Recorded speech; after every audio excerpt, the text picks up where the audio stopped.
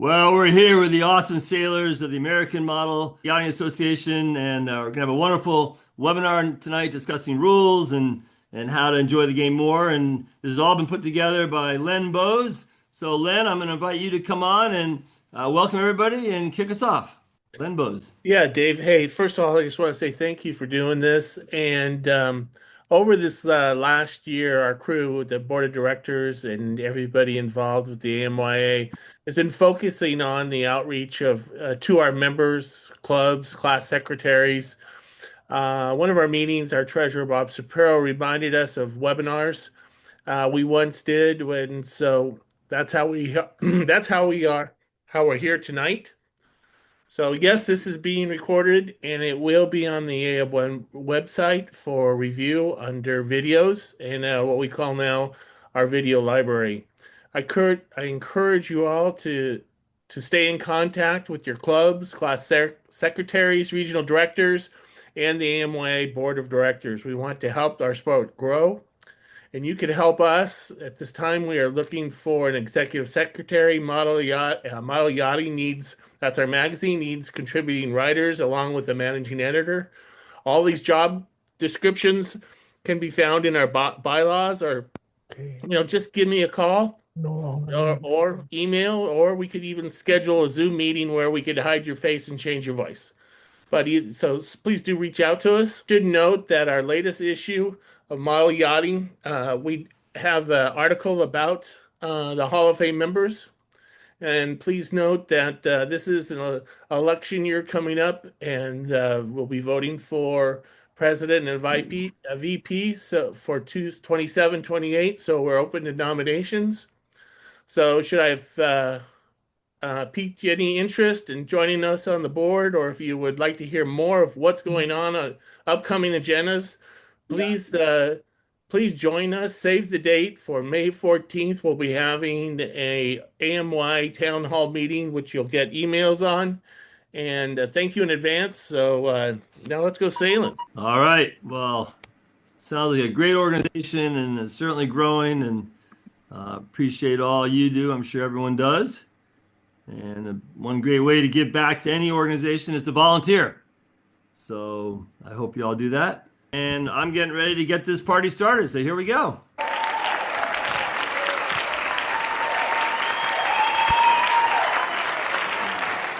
Good, enthusiastic bunch.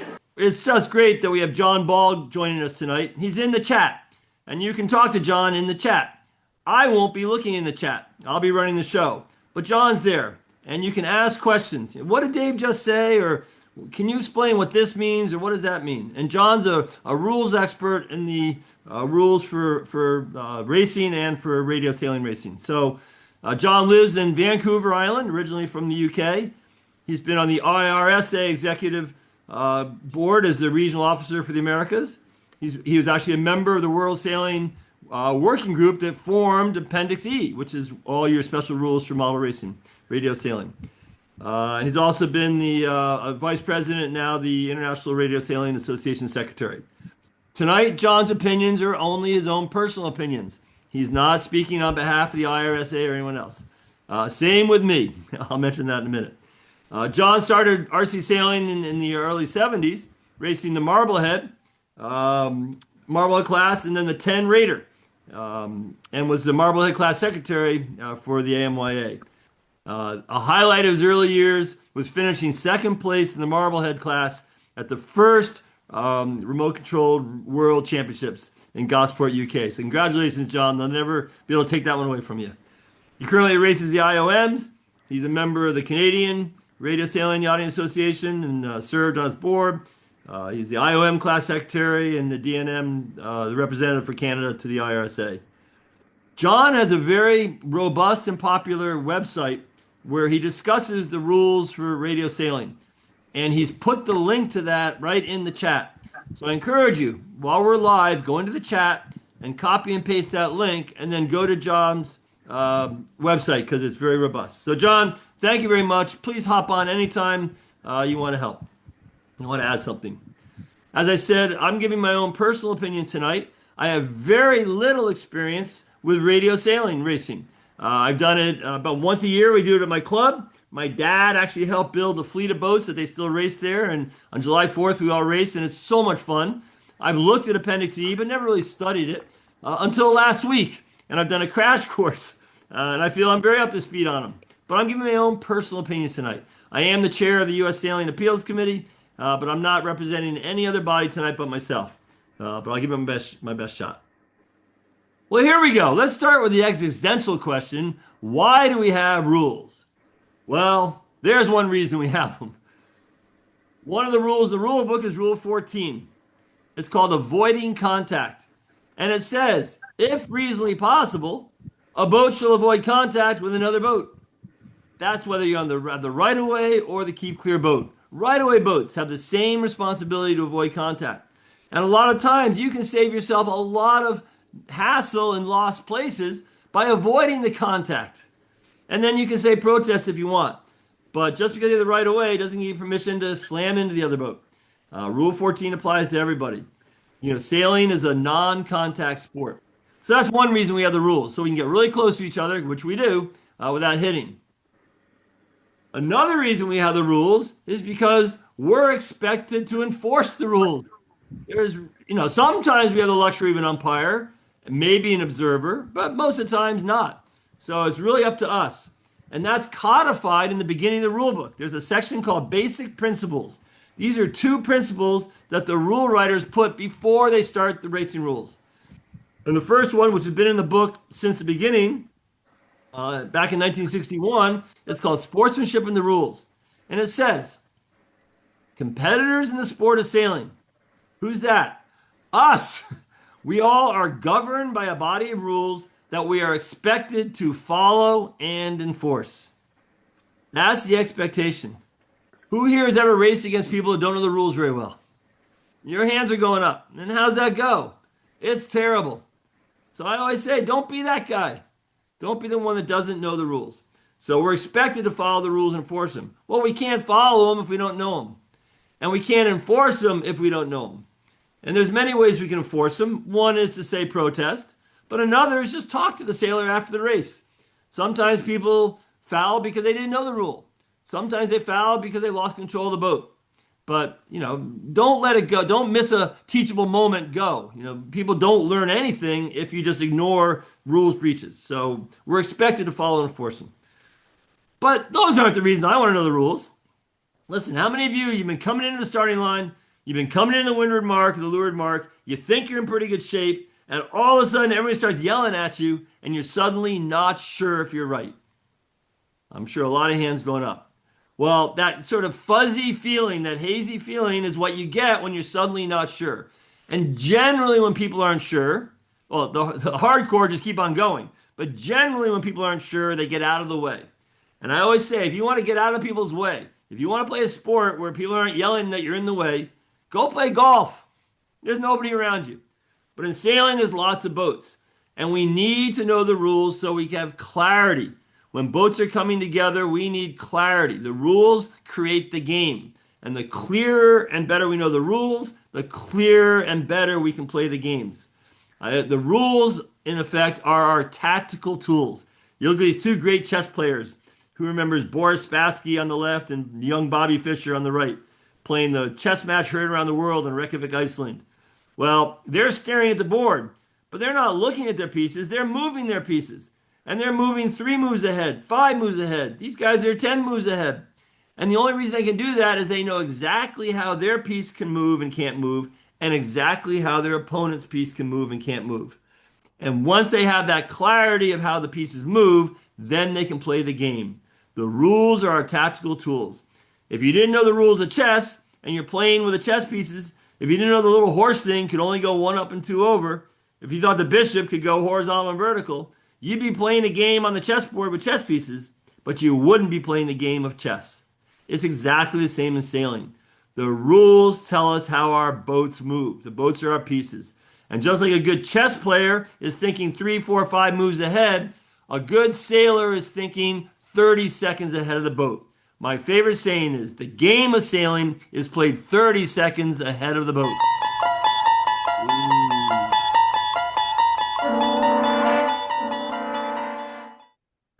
way you can play the game properly and play it ahead is to know the rules. So you're in the right place tonight, you're doing the right thing, and that's why we need the rules, because the rules create the game.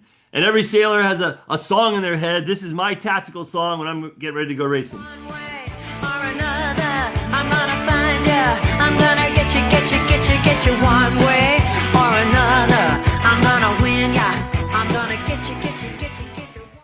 So here we go. Let's get into it. I had a lovely talk with Steve Landau, who's one of your top sailors, in preparation for this, and he gave me lots of good insights and tips. So I'm excited to go through this with you, and I hope it's helpful.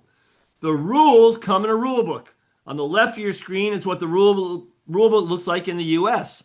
These are international racing rules, but every country can add a few prescriptions. They can change some of the lesser important rules that are in the back of the book, and they'll put a different cover on the book.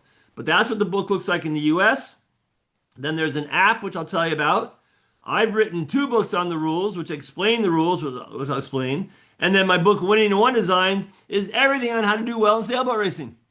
Who here would like to have their best season yet racing sailboats? All your hands are up. Well, Winning in One Designs will do that for you.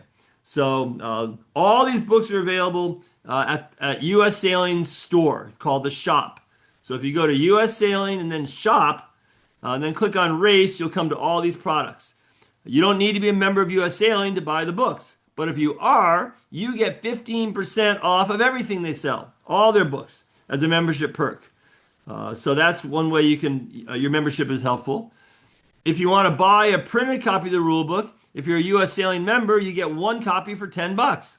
They normally cost about $35. I usually get the waterproof copy. US Sailing also has 2 products that are really helpful for people learning the rules.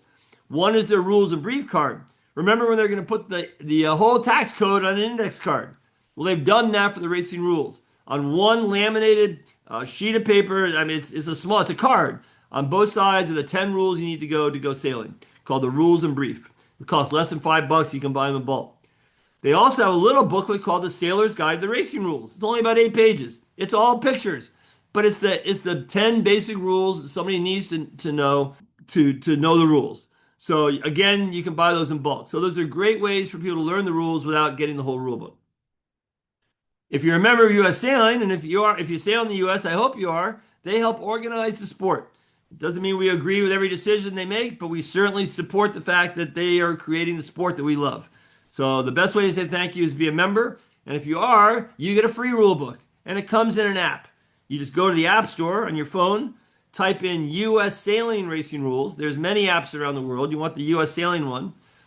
You put in your US Sailing member number, and the rule book will download in your phone and your iPad instantly.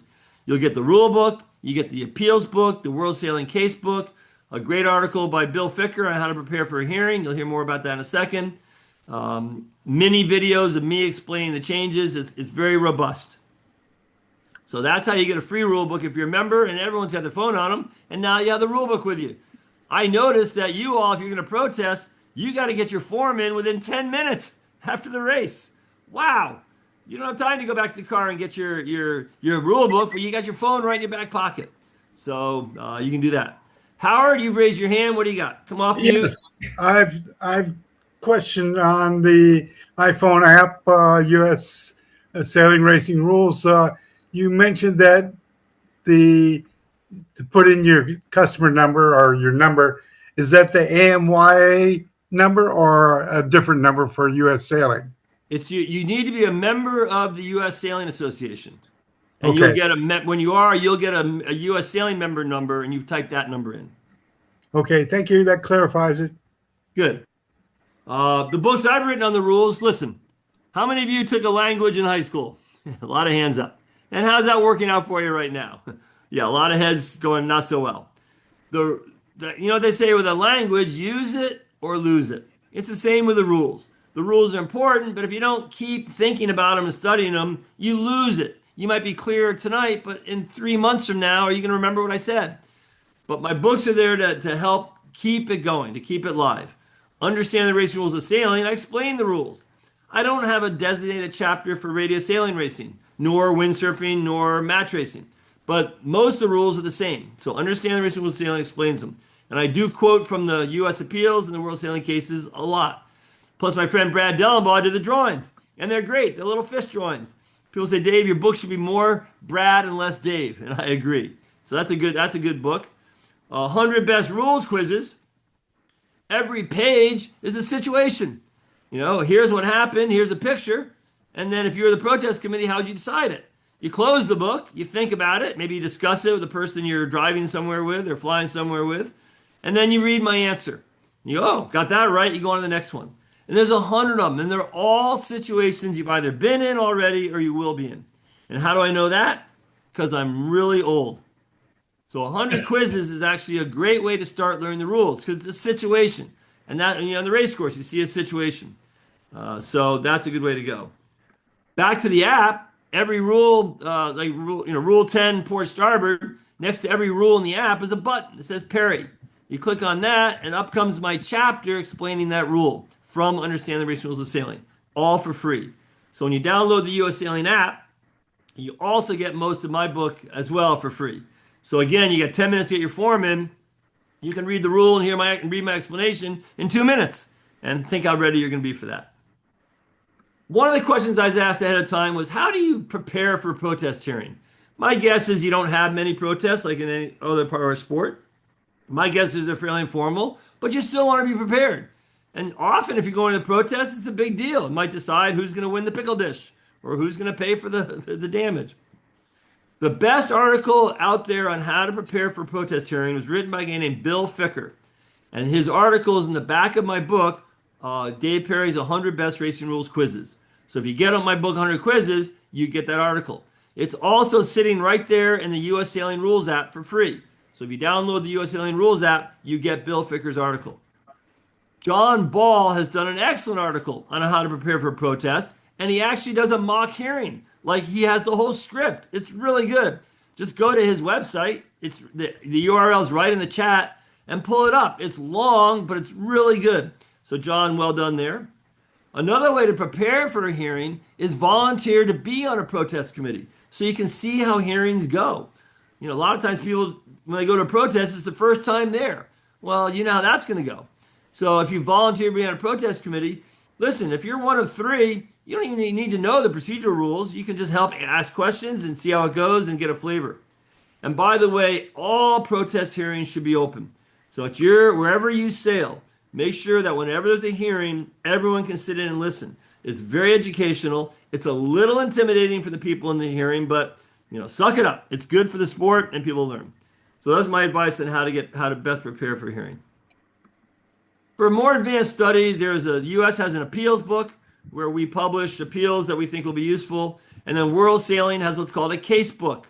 The case book are appeals from around the world that World Sailing thinks are so important they put it in the case book. If it's in the case book, it's actually authoritative, meaning it's case law. So in the sport, there's only one book for case law for the sport, and that's the case book. I'm going to mention you have a call book for radio sailing, which is case law for radio sailing rules.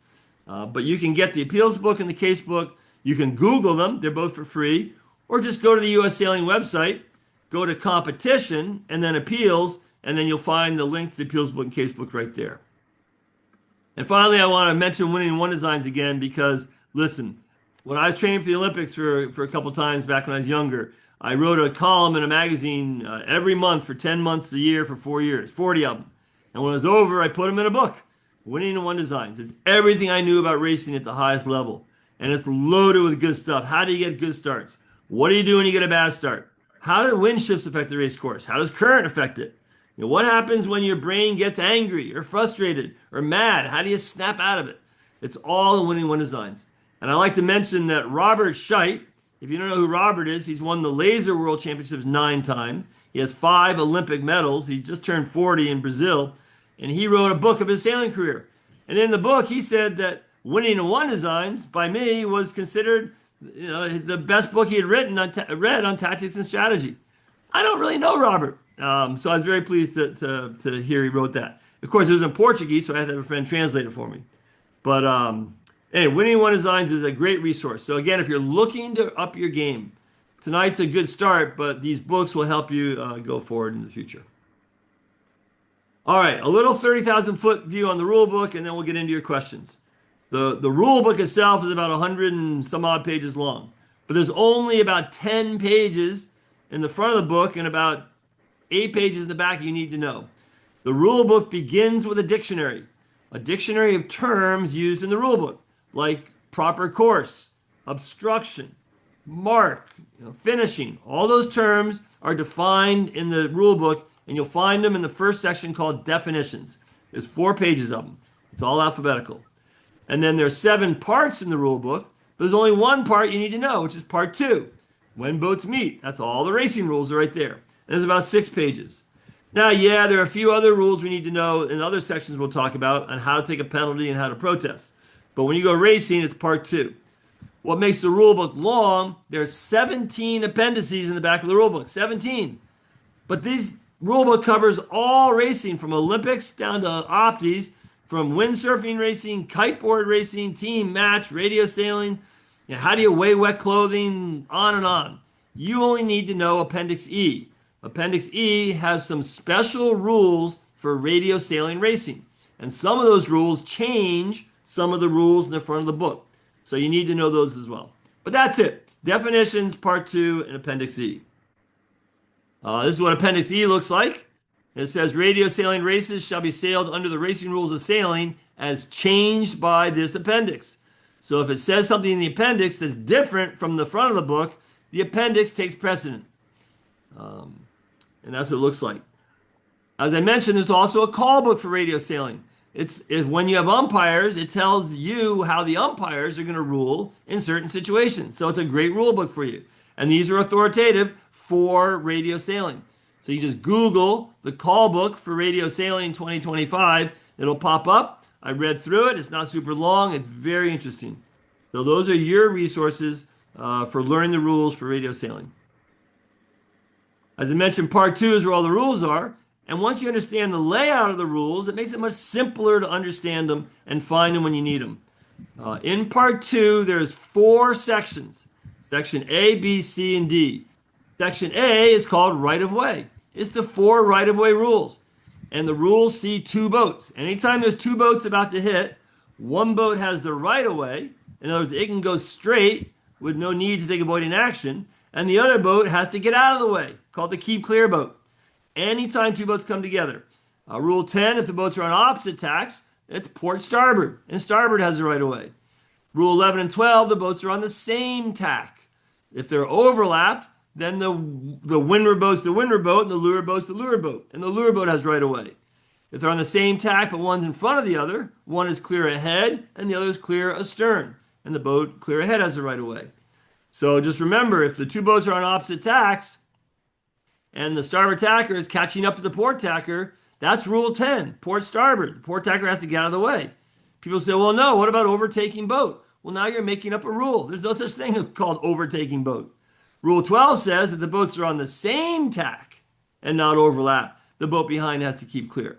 But that's just a subtlety in the rules that you understand when you really understand the 4 right-of-way rules. Section B, I call the but rules. The section B doesn't tell a boat whether there's a right of way or not, but it says, hey, you have the right of way, but rule 14, you're on starboard, you have the right of way, but you can't hit the port tacker. Rule 15, you just tacked on to starboard, you have the right of way, but you just acquired the right of way. So you have to initially give the other boat room to keep clear. Rule 16, you have the right of way, but you're luffing me, you're changing course. You got to give me room to keep clear. And rule 17 is when the leeward boat came from astern and can't go higher than her proper course. So these are limitations on the boats when they have the right of way. Tim Wilford, you raise your hand. What do you got? Just quick question on Rule 15. Initially is a really interesting term in RC sailing where things happen in half a second. So generally, what are we considering initially when acquiring? Well, the way I answer that is, let's say we're both going upwind on port tack, Tim, and you're the lure to me, and you tack on to starboard. You just tacked on to starboard. So you have the right of way, but Rule 15 says initially you have to give me room to keep clear. Well, I have to act promptly to keep clear. So as long as I'm acting promptly to keep clear, you got to give me room to do that. But let's say we're 10 boat lengths apart. You tack on to starboard and we sail for 5 seconds. Well, I haven't had to do anything yet. So initially he's gone. Now you gave me room to keep clear and I have to take it. So I don't think you can put a stopwatch on it. I think you just have to, when you acquire the right of way, now the other boat's got to keep clear. And as long as they're trying to keep clear, you got to keep giving them room to do it. Gotcha. Cool. All right. Section C are special rules, marks, and obstructions. And these are where it gets a little fuzzy, a little tangled up. I get it. But there they are. Special rules when we're going around a mark or an obstruction. And then section D, it's like that. You're having a party and it's that, closet in your house where you throw everything else in. Section D is called other rules. And these have just, for instance, if you're over the line early, you start the race, but you're over the line early. So you're on starboard, but you're coming back to start. And you come across a port tacker. Well, because you haven't started yet and you're coming back, Rule 21 tells you have to keep clear of the port tacker. Here's an example where port has right of way over starboard. You find it in special rules. Rule 23, once you finish the race and you're sailing away from the racing area, the starting line and finishing line, you can't interfere with the boats that are racing. It's a rule. And I'm sure it happens all the time. And there's a rule for it. So there they are. That's 95% of the rules that you come across, broken down into right of way. Who's got the right of way? Section B, does any boat have a limit on them? Hey, are we near a marker obstruction? Let's take a look at that, and the other rules apply. Sometimes the rule numbers are hard to find in a hurry. We took an idea from Paul Elstrom in his book about the rules. In my book, Understanding the Racing Rules of Sailing, that Brad Dellenbaugh did the illustrations, Brad did this drawing, which is a bird's eye view of the race course, wherever two boats come together and what rule number applies. So you're at a situation in Windward Mark. What's that rule? Oh yeah, 18.3. Thanks. So a lot of people print this out. They just put it up on their mirror in the bathroom or put it under your pillow at night, whatever device you use. But all ways to try and help demystify the rule book, get people comfortable reading the rules. Many racers have never read the rule book. And that's just a dangerous proposition when you're going into battle. So tonight, I'm going to be answering your questions. Len Bose has sent me many questions in advance, and that's going to be the bulk of the show. But you're going to have questions, like Tim, you've already asked me questions. So tonight, I'm here to answer your questions. We're going to go for another half hour, 40 minutes or so. We'll take a short break, and then we come back. We're going to finish 2 hours after we started. So on the West Coast, 7 o'clock. On the East Coast, 10 o'clock. We'll go for a couple hours. I'm notorious for not ending right on time. If you gotta go, you gotta go. If you gotta relieve the babysitter, it's being recorded. But I'm gonna hang around until you have no more questions. So no chance to not get your questions asked. If it goes really well, we run out of time, maybe we do this again sometime. The questions I were sent ahead of time, we have some situations on the starting line, some situations going upwind, some situations at the leeward mark, and then lots of questions about penalties and advantage. So let's start right there with penalties and advantage. And we're going to start with a quiz. Everyone's going to take it. So here's what happened. There's 40 seconds to go before the starting signal. You got two boats, a green boat and a red boat. The green boat's on starboard tack and the red boat's on port tack. And there's 40 seconds to go. And as they pass each other, the boom of the starboard tack boat touches the shroud of the port tack boat. So there's slight contact. There's no damage or injury. There's just a boom touching a shroud. It happens all the time. And the green boat on starboard says protest, and the red boat says my bad, I'm going to spin. First of all, what do you have to do to protest?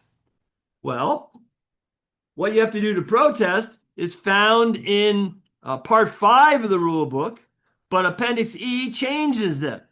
So, for instance, for radio sailing boats, Appendix Rule E 6.3 says, if the protester is a boat, here's what you do to protest. You have to hail, you shall mandatory hail your sail number, protest the sail number of the other boat. That's what you have to do in radio sailing. You know that. So, boat 155 protesting boat 283 or whatever it is. You have to make that hail. If you don't make that hail, then you haven't protested. Then you have to inform the race committee that you're going to protest as soon as possible after you finish. So as soon as you finish the race, you got to know who to go talk to. You know, there should be somebody on shore representing the race committee. You guys have systems for that, I'm sure, but you got to tell them as soon as possible after finishing, or if you're damaged after you're retired, that you're going to protest. And then E6.5 says the protest or the request for redress, first of all, it has to be in writing. That's under the normal rules. Shall be delivered to the race committee no later than 10 minutes after the last boat in the heat finishes. So that's you have to say the word protest. What's your number? Protesting, what's their number? You got to tell the race committee as soon as possible after you finish or retire, and you got to put it in writing within 10 minutes. Len Bose, you're off mute. Come on. Yeah, David, should be noted you actually did the proper hail, but it should be noted that you're doing single digits. So not 168 protest 125, it's 168 protest 125 is the proper hail. Yes. Very good. Well, that leads me to my next slide. So good job. So how do you hail in radio sailing? Well, the hail shall be made and repeated as appropriate. So just saying it once isn't enough. You know, you got a lot of people going around and maybe lots of people are talking. So the hail should be made and repeated as appropriate so the competitors to whom the hail is directed might reasonably expect to hear it. So no mumbling. You got to make it clear. When the rule requires a boat to hail or respond, the hail shall be made by the competitor controlling the boat. And the individual digits of a boat sail number shall be hailed. For example, 1-5, not 15. This is all in your rule E 2.1. So that's what you have to do to protest. But the question I have for you is, when do you have to make your turn? We know in radio sailing racing, it's only one turn, whether you foul a boat or touch a mark. And the red boat here in the picture on port knows that they've broken a rule and they plan to spin. But the question is, when do you have to take your spin? Anytime before you start, as soon as possible after the starting signal, or as soon as possible after the incident. So give us some thought, and then I'm going to launch a poll. Don't type your answer in the chat. Leave the chat for questions. But I'm going to launch a poll, and you're going to be able to answer. So that's the question. When do you have to spin? Well, 8% thinks you can do it anytime before you start. About 25% of you said as soon as possible after the starting signal. In other words, you have to wait for the starting signal and do it. And 70% said as soon as possible after the incident. Well, let's go find out what the answer is. And one reason I do this, you know, the old give a man a fish, he'll eat for a day, teach him to fish, he'll eat for a lifetime. I could tell you the answer, but what I'm going to do tonight is I always show you the rule that answers it.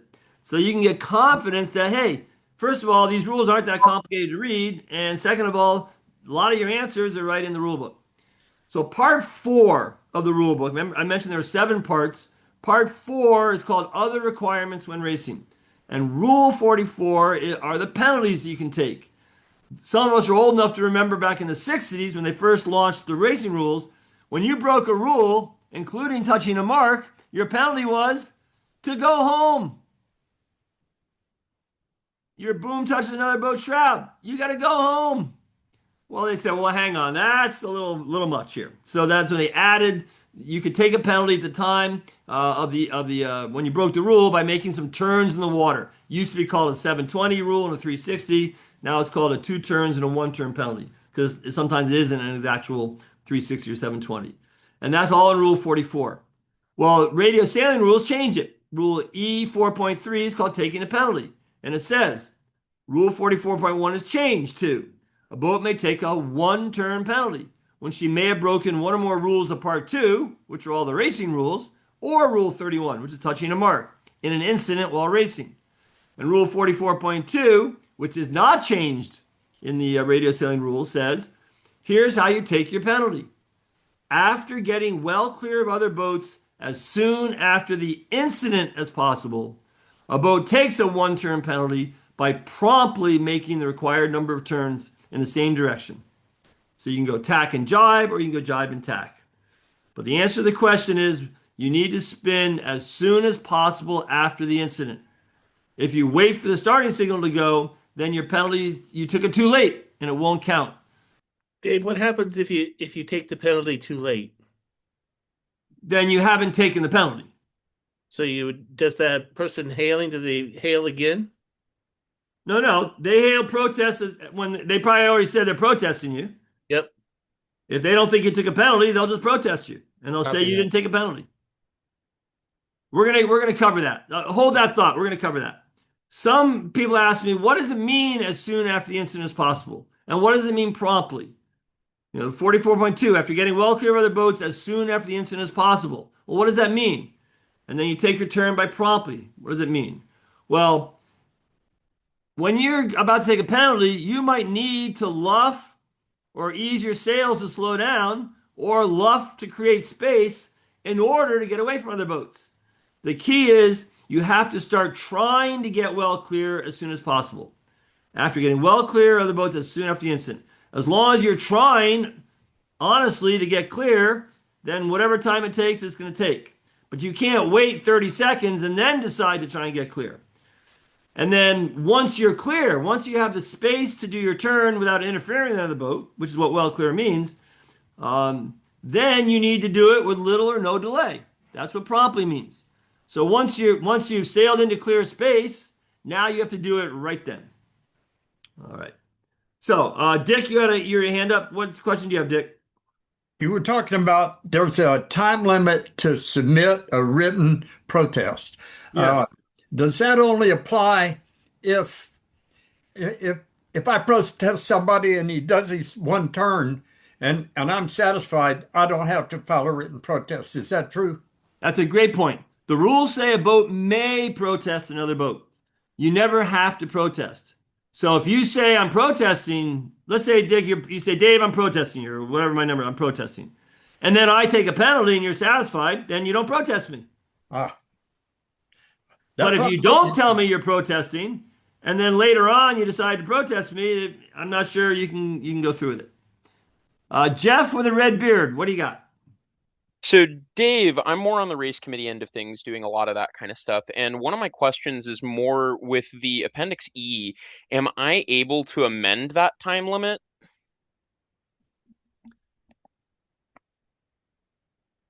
Well, let me hang on a sec.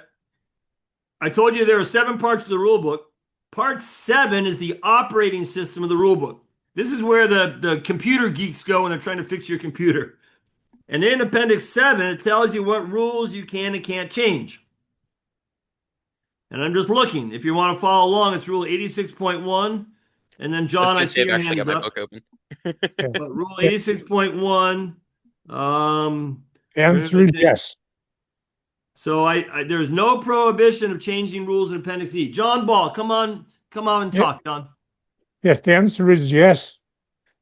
You can change the time limit in your sailing instructions.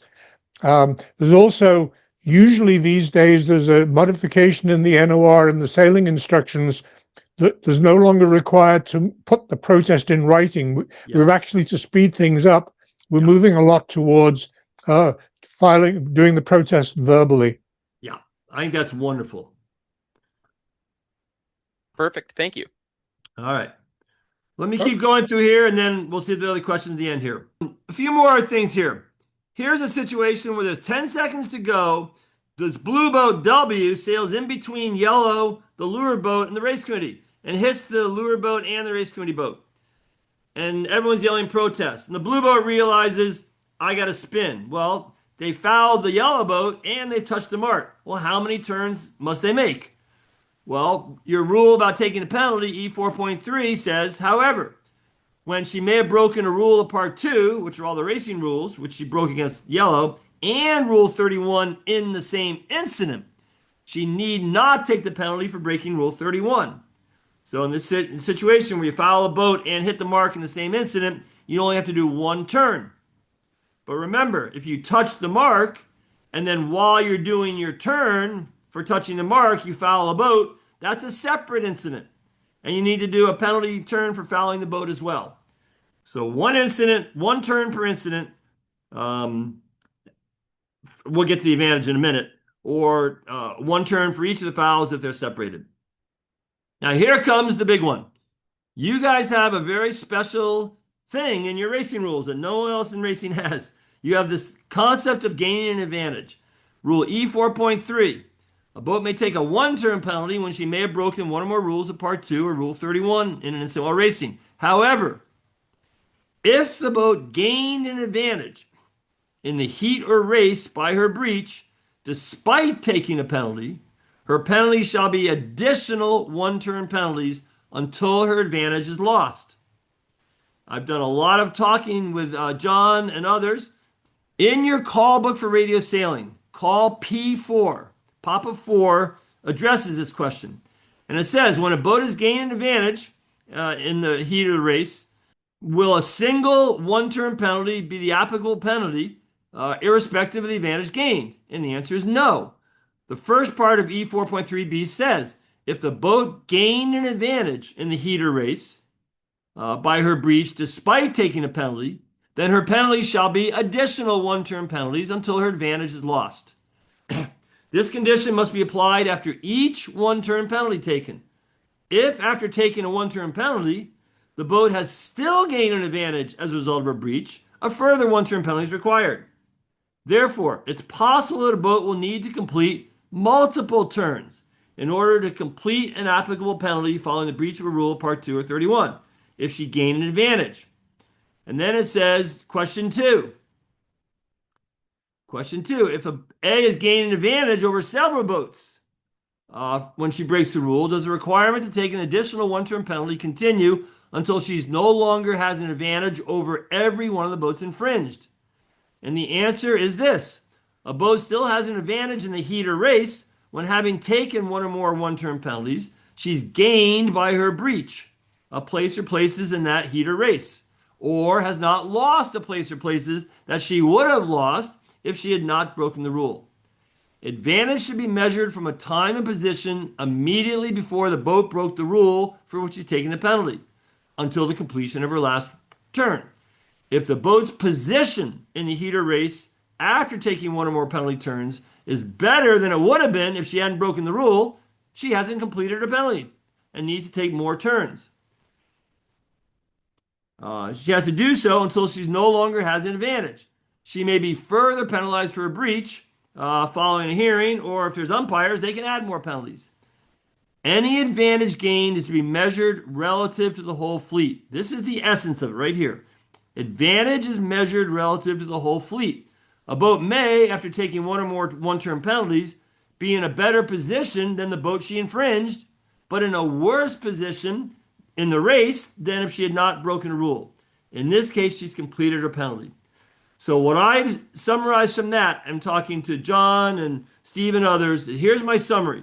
And then I'm going to ask John Ball to come on and see if he wants to add anything, and then we'll go to your questions. Here's my summary on your rule about advantage. When you break a rule and you're going to take a penalty, note what place you are in the race before you fouled. When you've done one turn, attack and a jibe, if you're in a better place than you were when you went into it, or you haven't lost places that you would have if you ducked all the starboard attackers, do another turn.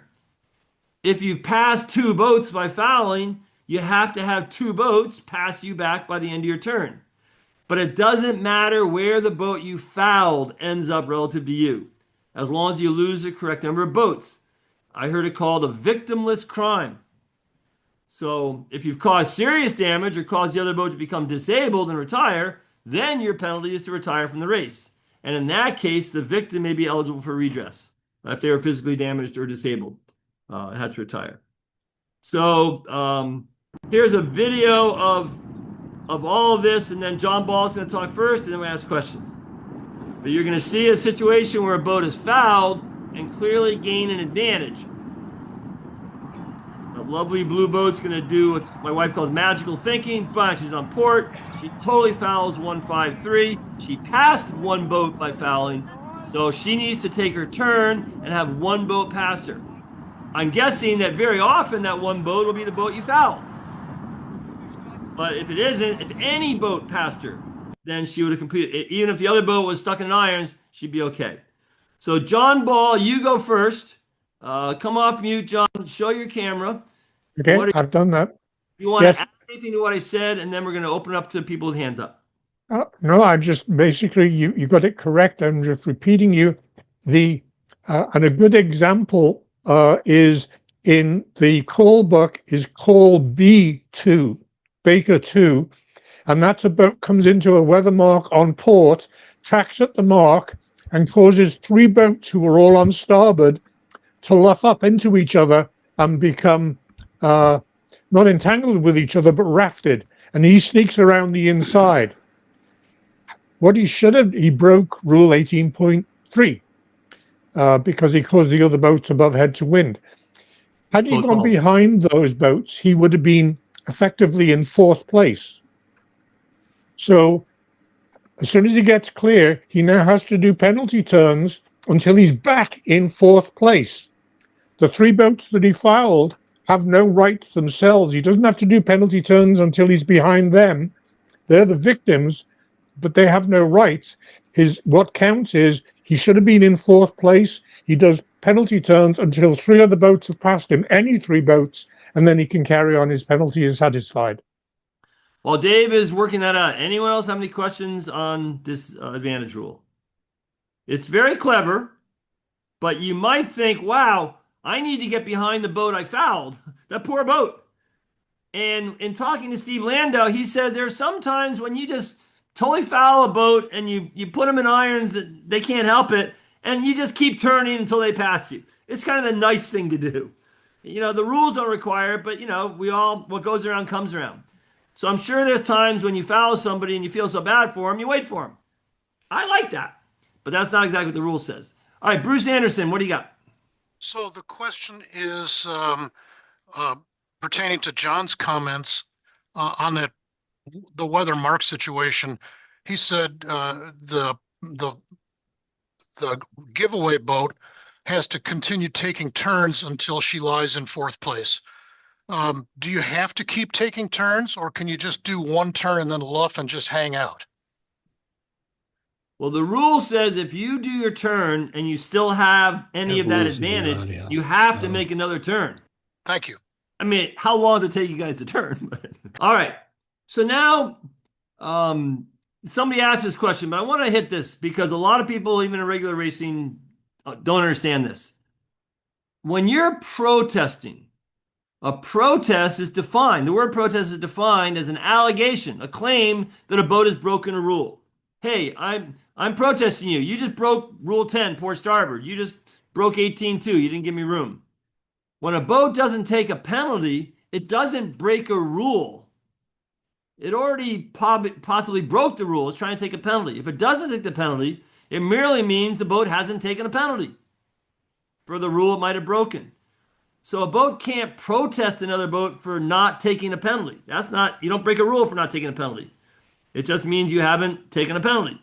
You have to protest the boat for the rule that you think they broke. So I just want to clarify that. And as I said, if you protest and then they take your turn, you don't have to go through with it. So, all right, David Smedley, your hand's up again. I'll give you one more shot. What do you got? All right, here we go.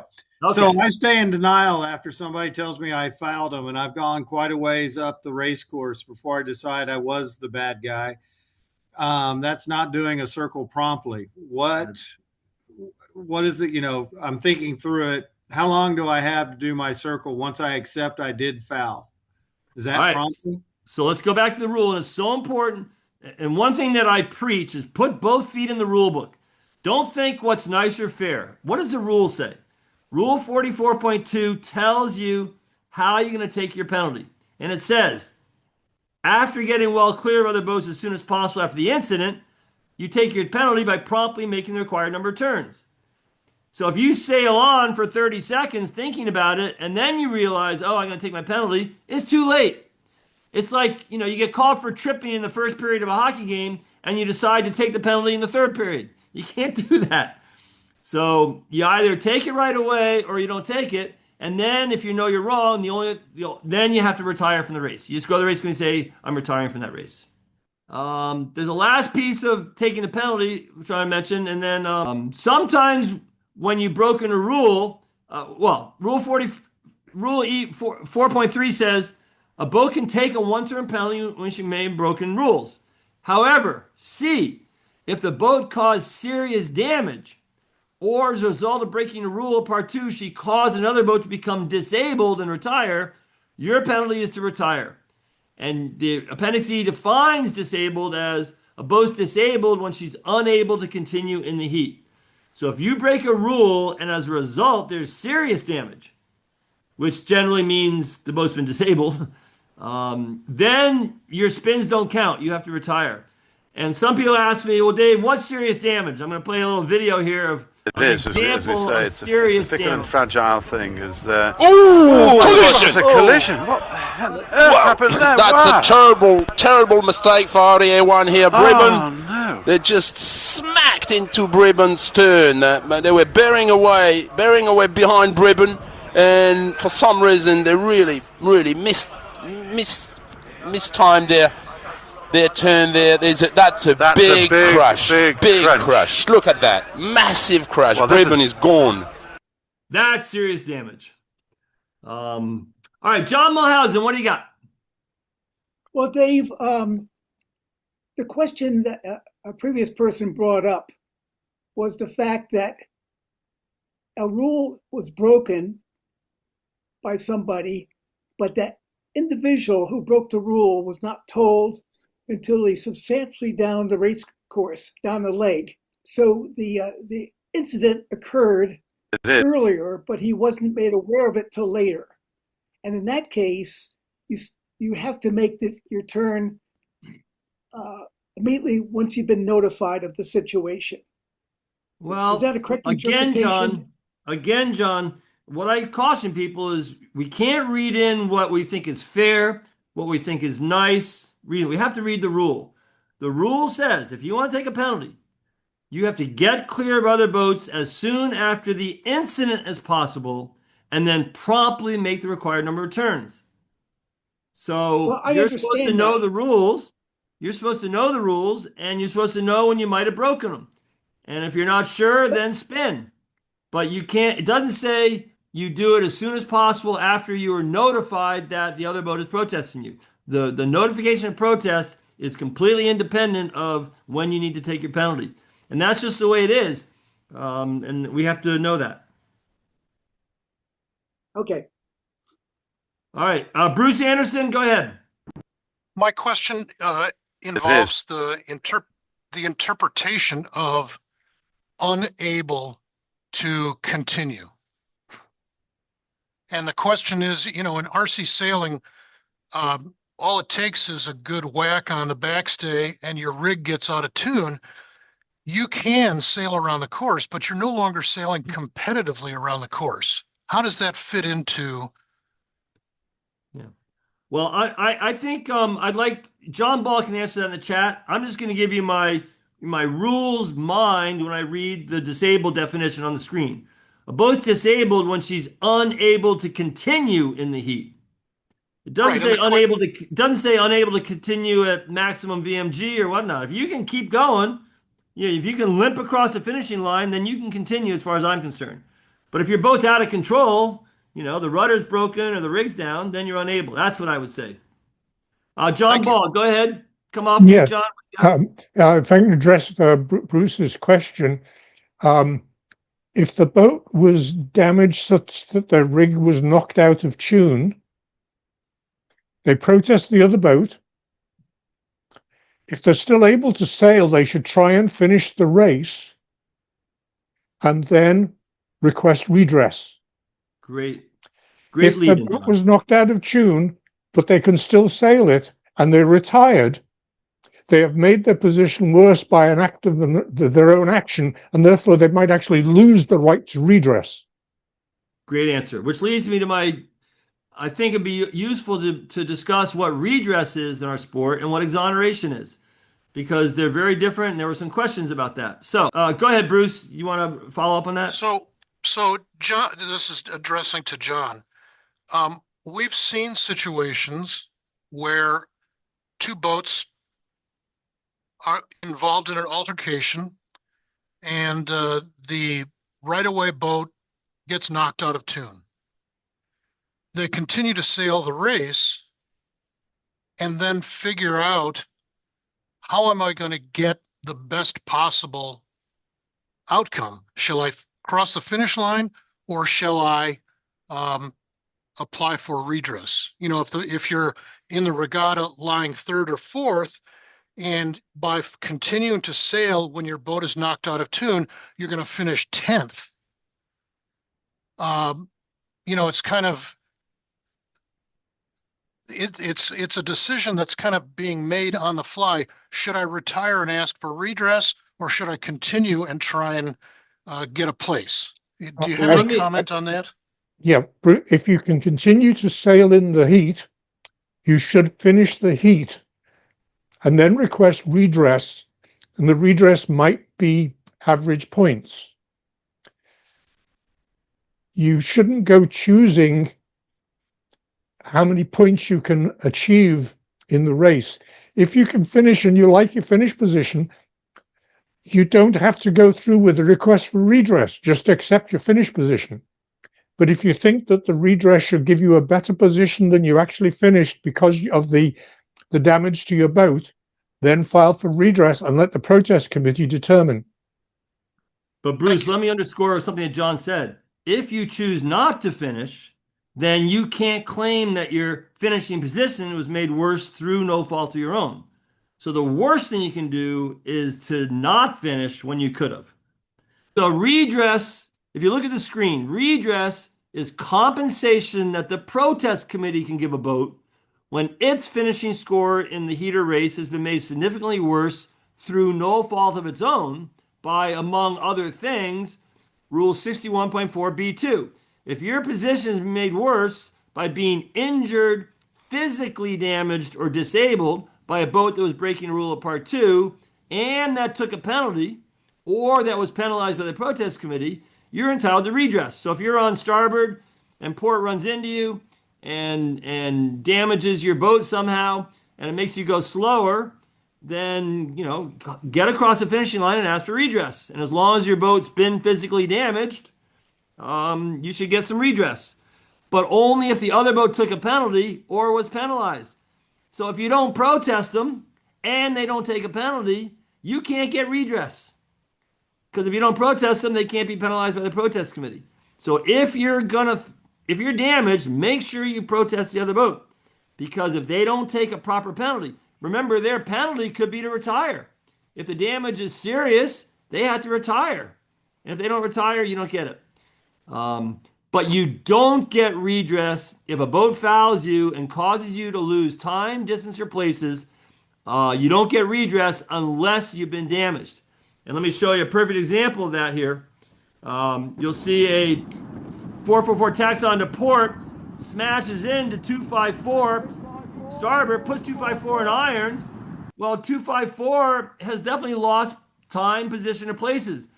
But if she wasn't damaged, she gets no redress. So you don't get redress unless you're damaged. And so that's redress. Exoneration is what the rules do for you when you're a keep clear boat and you're sailing within room you're entitled to. You're the inside boat at the mark, or you're entitled to room to keep clear, and you're trying to, and there's an incident, and you break a rule. The rule exonerates you. Rule 43.2, a boat exonerated for breaking a rule need not take a penalty and shall not be penalized. So it's saying that if you're in a situation where you're entitled to room and the other boat doesn't give it to you, and you break a rule of Part 2, you don't get penalized for that. That's what exoneration is. So that's the difference between redress and exoneration. Somebody asked about this situation. You're at the starting line, there's 5 seconds to go.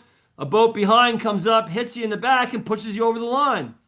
And at the start, you're over early, and you say protest.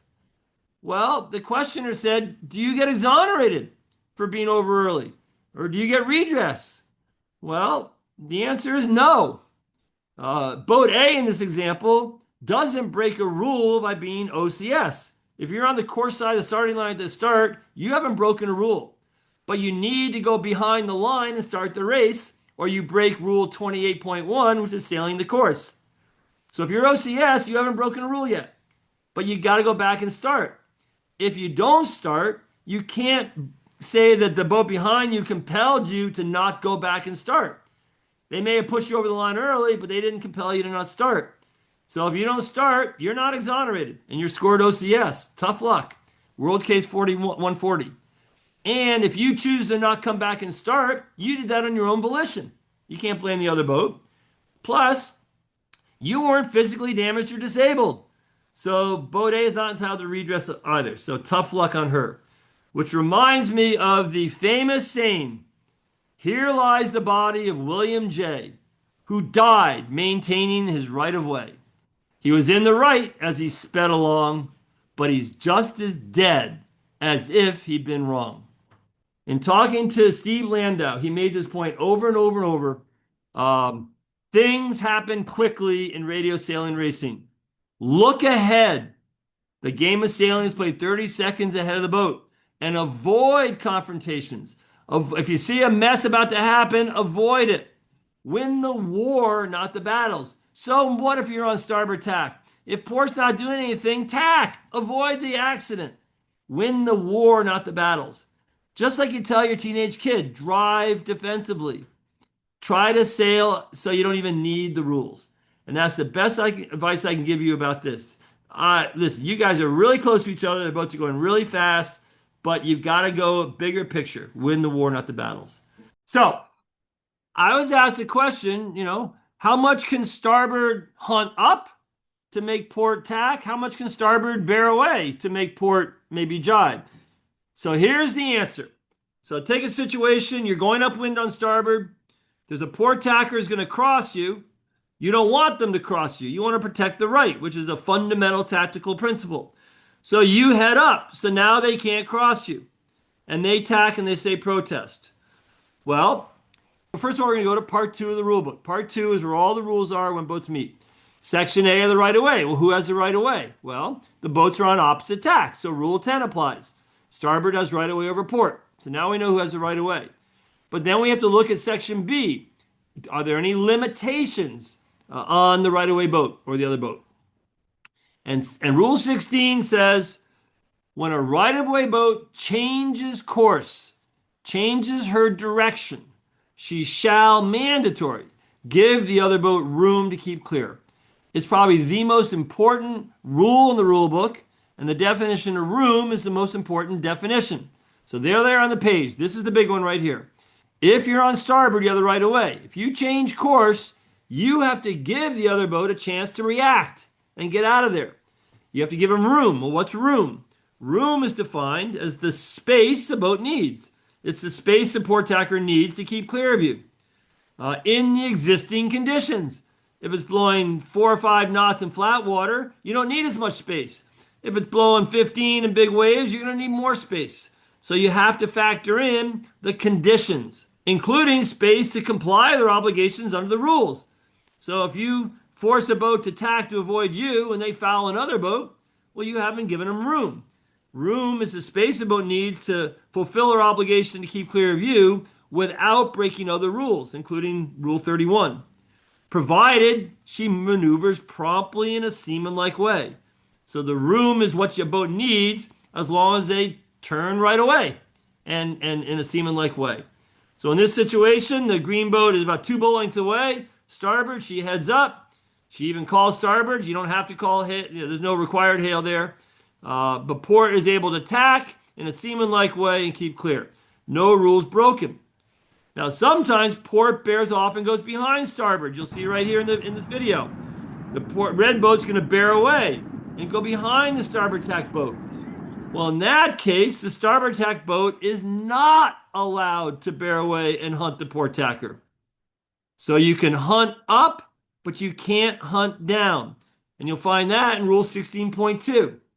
It says, in addition to Rule 16.1, in addition to giving room to keep clear, if the boats are on a beat to windward, which means you're sailing upwind to a windward mark, and the port tack boat is keeping clear by sailing to pass to leeward of starboard. In other words, she's borne away. She's going to go behind starboard. The starboard tack boat shall not bear away. If, as a result, the port tack boat must change course immediately to continue keeping clear. This is the anti-hunting rule. So you're allowed to hunt up, but you're not allowed to hunt down on a beat to windward. The phrase beat to windward is interpreted in case 132, but just so you know, if it's an upwind start, you're on the beat to windward after the starting signal, not after you start. You might start 10 seconds after the starting signal, but as soon as the gun goes, now you're on a beat to windward. And if port's ducking you, you can't bear away to make them bear away more to avoid you. Here's a great video in slow motion. Watch number 4 on the left. She's bearing away to go behind 3. Now watch boat number 3. She's bearing away and forcing 4 to immediately bear away more. That's the foul. Boat 3 just broke 16-2. There is no hunting when a boat's ducking you. Also, this anti-hunting rule only applies when boats are on a beat to windward. So downwind, there's open hunting. You can hunt as much as you want downwind. Before the starting signal, you can hunt as much as you want as long as you give the boat room to keep clear. All right, Scott McGrath, what's your question? So in that scenario, if you're on, well, I've been on both sides of this, but what happens to if the starboard boat is knocked or has a header and chooses to remain and stay on the wind? Does he? And it looks like he's hunting. Is he still hunting if he's got a header? You mean he gets a header and he changes his course to stay on the wind? Correct. Well, Rule 16.2 says, if port is keeping clear by sailing to pass the leeward, the starboard tack boat shall not bear away. If as a result, the port tack must change course. So what's the answer to your question? Well, are you bearing away if you're actually staying on the wind? No, yes. Bearing away is changing your course. I get it, but your bearing is staying on the wind, not necessarily. Bearing away means you're changing your compass heading. You're changing your course. If you can't use a header there's no exception for a header here. Yeah, Dave, thanks very much. So my question to you is the use of the word immediately here. Yeah. So you can have a situation where boats are, let's say, 6 or 8 boat lengths apart. They're converging on each other. Yeah. And starboard can change course in that distance, and port doesn't have to immediately change course. So in other words, it seems to me that this Rule 16 creates a lot of uncertainty. I like your rule about avoid contact, communicate, and all the other stuff. But the word immediately in here seems to complicate it in my view. What are your thoughts? Well, listen, some words in the rules are subjective. Immediately is right away. And what they're trying to do is let's say you're on starboard and there's a port tacker, 6 lengths away and you get a header and for some reason they're bearing away. I don't know why they're bearing away. Well, that can't be a foul with 6 lengths away. Who cares? What they don't want is when port is in the act of ducking you, they don't want you bearing away and make them have to bear away more. That's really risky, and sometimes the rigs lock up. It's really dangerous. No, so I always say use like a 2 boat length rule. I always use like a 2 boat length rule. If I'm on starboard, once port's within 2 lengths of me and they're going to bear off, I just hold my course. All right, Tim, go ahead. What do you got? Yeah, just a quick question prior to the start on this rule. I actually had this happen to me at a big boat regatta 2 years ago. And unfortunately, I never went to protest because the whole start ended up going into a general recall, which is a whole nother topic you could get into. But I was on starboard tack and I bore away onto the port tacker, and they claimed that I was not giving them room to keep clear. And my assessment of it was they had the opportunity to tack, so they had the opportunity to keep clear. What's your take on that? Well, that'll be up to the protest committee to decide. And, if the port tacker says, I never saw him change course, then they're going to lose that. If they said, there's no way I could have tacked it, it would have been a T-bone. My experience is protest committees, once you change course, you've got the obligation to give room. And protest committees can be very generous to the boat entitled to room. I hope you didn't hit. No, we didn't. We didn't hit. Yeah. It probably would have been disallowed. All right, here comes another poll. We have a situation. We have 2 boats on port, a blue boat and a yellow boat, and a boat on starboard. And the blue boat yells room, and the yellow boat bears away and avoids them and says protest. So that's the situation. Yellow and blue are sailing along. The yellow boat bears away, sort of to avoid the blue boat, and says protest. And you're the protest committee. So what are you going to decide here? Are you going to disqualify port leeward, the yellow boat? Are you going to disqualify port windward, the blue boat? Are you going to throw them both out? Or are you not going to disqualify either? There was no contact. What are you going to do? Do. All right. Well, listen, you guys are, you've got it pretty much right here. 80% are not going to disqualify either boat. That's the correct answer, and I'll show you why. This is a good example of why the rules are our tactical tools. Sometimes you have rights to do something which, the other boat might go, well, why am I going to give you room? You could have tacked. Well, the rule says so. One thing you have to understand is that anytime there's 3 boats in a situation, there's always 2 boats that have to keep clear of a third boat. So in the picture on the screen, which 2 boats have to keep clear of 1 boat? Well, clearly the 2 port tackers have to keep clear of the red boat on starboard. So by definition, the red boat is called an obstruction, by definition, because she has a right of way over 2 or more boats. And you'll find that in the definition of obstruction. So now we go to section C, which are all the rules that marks and obstructions. And rule 19 is room to pass an obstruction. The question here is, does that lure boat have to give the inside blue boat room? And rule 19, it begins by telling us when it applies. Rule 19 applies between 2 boats when they're at the obstruction, which is when they have to do something to avoid it. There's no zone around an obstruction. It's just when you're near it and you have to do something. Clearly the 2 port tackers were near it. 19.2a says the right-of-way boat can choose to pass the obstruction on either side. That lured yellow boat was the right-of-way boat. She could have chosen to duck or she could have chosen to tack. But B says when the boats are overlapped, the outside boat shall give the inside boat room between her and the obstruction. So in this situation, once yellow decided to duck, the boats are overlapped. She was the outside boat and she was required to give blue room to pass the obstruction. So the answer is neither boat broke a rule. Now, technically, the windward boat didn't keep clear of the lure boat, so she broke rule 11. But here's a perfect example of how exoneration works. Exoneration says when a boat's sailing within the room to which she's entitled, and as a consequence of an incident of the boat required to give her that room, she breaks the rule of section A, which could be rule 11, she's exonerated. So had the yellow boat not given her room, and there had been contact between yellow and blue, blue would have broken rule 11, the windward leeward rule, but she's exonerated. She's not penalized. And to the question of whether blue is required to hail for room, she's not. These are international racing rules, and there's very few required hails. But is it a good idea to call for room? Absolutely. No surprises is my mantra for tactics. It's not in blue's best interest to have yellow not know she's there. So, whatever yellow's number is, 115, I need room. You're not required to hail that, but I think you should. So now what can happen is 2 or more boats are approaching an obstruction, which could be a starboard tacker, but it could be a shoreline or a dock, just like Steve said. If the lure boat wants to tack, she can call for room to tack. You'll find that in Rule 20. Rule 20 is room to tack at an obstruction.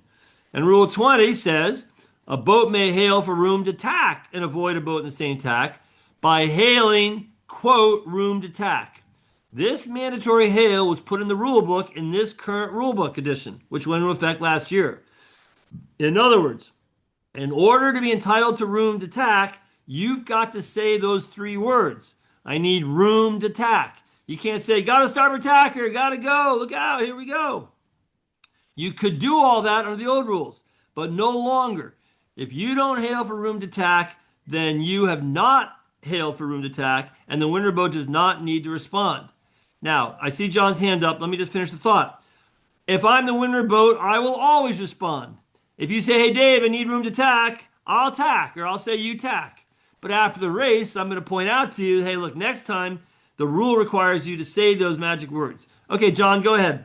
Yeah, actually, we've had this in the Appendix E for an additional complete set of rules, but the requirement was you must include your sail number room to tack. Otherwise, it's the same as for big boats. But it isn't new to us. We've had it in our international regatta rules for many years. It says when you hail, you have to include your sail number. Yeah, because it's a radio sailing hail, so it must include the sail number of the hailing boat. There's always been confusion about, should I be hailing for rule to tack, or should I be telling the green boat, hey, green boat, I need room to tack? And the answer is no, it's your sail number that counts. Let them figure out who's being hailed. All right. So, and obviously, if the yellow boat calls for room to tack, the lure boat and the winter boat needs room to duck, the hail of room to duck is useless, meaningless. The hail of room to tack is what's controlling here. And when the lure boat hails, the winter boat has to tack as soon as possible or immediately reply, you tack. So it will look like this. The yellow boat's going to say, I need room to tack. And the blue boat's going to say, you tack. Well, what happens if the blue boat tacks first? That's legal, but I don't think that's a very good idea. Because now when the yellow boat tacks, she's got to tack right away, but you're going to be stuck to leeward. I call that tactical jail. You're not going to be close enough to that winter boat to really hurt them. So I always say you tack. What if the lure boat says I need room to tack? So you tack and they duck. They change their mind. Well, 20.2D says when the hail boat responds, the hailing boat shall tack as soon as possible. So if you call for room to tack, you're tacking. But the winter boat, if you say you tack, you don't need to tack. You just need to give the boat that hailed for room to tack room. So let's say red is on a thin ley line to the windward mark. Yellow calls for room to tack. Well, you have no interest in tacking the leeward of yellow. You're going to duck them both. So you can say you tack, give them room to tack, and you can duck. All right, well, let's get to the leeward mark. Doing well on time here, and I wanted to save about 20 minutes or so, and so we're in good shape here. So the leeward mark is complicated, and it's necessarily complicated because we got to find a way to let inside boats get around the mark, even if they don't have the right of way. That's the puzzle to solve. So to get you in the mood, here's a little leeward mark rounding with a little bit of fun music.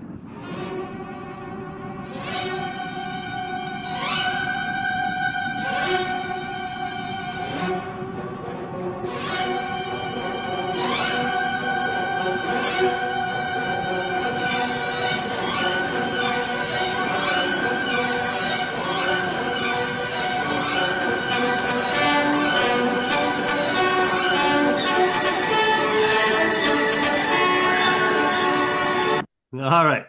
So let me run through some scenarios and then save your questions until I'm done with this little section. So obviously we're in section C, part 2 of the rule book, section C at marks. There's only one rule at a mark. It's rule 18. But in 18, there's about 16 other rules. So it's a bit of a marketing scam. But rule 18 is the rule, and there's 4 parts, 18.1, 18.2, 18.3, and 18.4. 18.1 tells us when Rule 18 begins to apply. When does the light in the fancy hotel bathroom go on? Well, when you open the door of the bathroom, the light goes on. Well, what opens the door to the bathroom in sailboat racing? 18.2 is going to tell us who has to give room. 18.3 is a special rule about tacking at the windward mark. 18.4 is a special rule about jibing at the leeward mark if it's a single leeward mark. And because I think you guys use gates most of the time, you don't spend much time with 18.4. But 18.2 is the big one. And 18.2 is a rule about giving mark room. And there's 5 subsections, A, B, C, D, E. But you only need to worry about 2 of them. 18.2A tells you what to do when the first boat gets to the zone and the boats are either overlapped or not overlapped. Who gets mark room?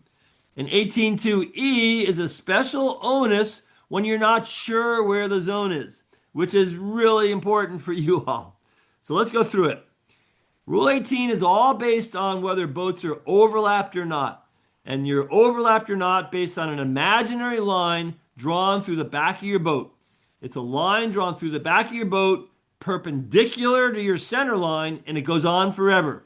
In my drawing program, the line only goes for 2 lengths, but that's just a drawing program situation. The line goes on forever. Incidentally, a lot of my drawings for explaining the rule are drawings I use in all my shows. So there might be a 3-length zone. I know it's a 4-length zone for radio sailing. And any special drawings I did for you all, I made it 4. But just remember, you're overlapped You draw a line across the outside boat stern, and if you look at position 1 in the drawing, the yellow boat's behind that line. The W is behind that line. So the boats are not overlapped, and yellow is clear astern, and blue is clear ahead. At position 2, yellow has sailed across that line. She did so because blue changed her course. Yellow didn't change her course, but blue turned left. That line is perpendicular center line, so it moves with your center line. Now yellow's across that line, so she's overlapped. Now, Rule 18 applies when the first boat gets to the zone, and it turns on Rule 18, and it asks just one question. Are the two boats overlapped or not? The rule sees just two boats. I was doing this a while ago, and some kid says, but Dave, don't the rule writers know there's more than two boats coming to the mark? Well, yes, they do. But the rule goes in pairs of boats. You compare the overlap situation to you and another boat, and then you and the third boat, and you and the fourth boat. So that's just the way it is. And 18.2a is very well laid out. It says when the first of two boats reaches the zone. So in this case, it's blue. L is reaching the zone. 1, if the boats are overlapped, then the outside boat at that moment shall give the inside boat mark room. If the boats are not overlapped, then the boat that has not reached the zone at that moment, at the moment the first boat got to the zone, shall give the other boat mark room. So in this situation, clearly at position 1, blue's reached the zone. Are the boats overlapped or not? No, they're not overlapped. So 2 applies, and yellow, W, has to give blue mark room. And then the rule goes on to say, when a boat's required to give mark room by this rule, she shall continue to do so. To do what? She shall continue to give mark room for as long as this rule applies, even if later an overlap is broken or a new overlap begins. And the rule applies until the blue boat has left the mark astern or sailed outside the zone. So in this case, when blue got to the zone, were the boats overlapped? Yes or no? No. Who gives who mark room? Yellow W is clear astern. She hasn't got to the zone, so she has to give blue mark room. At position 2, yellow's got an inside overlap. She's saying, you got to give me room. What's the answer? Too late. You're required to give blue mark room throughout the rounding because it was all settled when they got to the zone. And that's why I say, when you're racing to the leeward mark, you're not. You're racing to the zone. I was asked, how can you best judge where the zone is in radio sailing boats when you could be a long distance away? And I found that when I was racing the radio sailing boats, depth perception was the hardest factor for me. And I'm sure it gets better as you get better at it. Probably gets worse as you get older. I don't know. But there's many ways you can help answer that question, how to judge this imaginary 4-lane zone. In radio sailing racing, Rule E 1.1 says in the definition zone, the distance is changed to 4 hull lengths. In the regular rules, it's 3. Well, you figure on average, boats are going about 3 or 4 feet per second. You're doing 2, 3, sometimes 4 knots. So 3 or 4 feet a second, which means the zone takes you about 3 or 4 seconds from the time you reach the zone to the mark. So when you're about 4 seconds, use 5 seconds for round numbers. When you're about 5 seconds from the mark, you're right at the zone or near the zone. 5 seconds. Just imagine, will I be there in 5 seconds? If I won't be there for another 10 seconds, you're not there yet. Measure 4 lengths of the boats you race, which are usually about a meter, on the lawn or a dock, and put 2 poles there on chalk. Just measure out 4 lengths and put that right on the dock or right on the parking lot so you can see visually what 4 lengths looks like. But most important, be influenced by the onus in Rule 18.2e. So before I get to that, Tim Wright, what do you got? I'm curious if you were to put a red boat between those two that had an overlap on blue, but also had an overlap on yellow. Mm-hmm. Very good. So the definition of overlap says if there's a boat between two boats and they all overlap, the boat ahead overlaps the middle boat and the middle boat overlaps the trailing boat, then the trailing boat is overlapped with the leading boat. Okay. So even though this diagram says they're not overlapped, if there was a boat in between that sort of connected them, they would be overlapped. Yes. Thank you. Yeah. All right. Well, 18.2e to me is the most important thing to discuss with you all, because having raced the radio sailing boats, and especially if you're running away from where you're standing, it's really hard to A, judge overlaps, and B, judge the zone. But here's this common situation. The red boat B is clear astern of the blue boat A, but she's catching up. She's catching up. She's behind, 6 lengths from the mark, she's behind, but she's catching up. And then she gets in an inside overlap. And she says, hey, I got the overlap before you got to the zone. And the outside boat goes, you didn't get it. You got it after I got to the zone. Well, there's no way to resolve that. But the rule writers understand that. So rule 18.2E to the rescue. This is in the regular rule book, and it's absolutely what should influence how you sail. 18.2E says, if there's reasonable doubt that a boat obtained an overlap in time. What does in time means? Before the leading boat got to the zone. That's what in time means. If there's reasonable doubt that a boat obtained the overlap before the leading boat got to the zone, it shall be presumed that she did not. She did not get the overlap in time. It could be that the two boats are overlapped away from the mark, and the outside boat tries a tricky move to break the overlap at the last second. Well, if there's reasonable doubt that the boat broke the overlap in time, it'll be presumed she didn't. The way you play this, guys, is that whatever boat is making the change near the mark, it should be presumed that it didn't happen. If you're catching up to a bunch of boats and you're getting down 5 or 6 lengths from the mark, then assume that if you get the overlap, it's probably going to be too late. If the outside boat contests it, you're going to lose that. That's the onus. And if it goes to a protest, the protest committee will presume. They're not going to ask, what was the relationship of the boats when the lead boat got to the zone? They're going to ask, what was the relationship of the boats 3 or 4 lengths before the boat got to the zone? Well, I was clear astern at that point.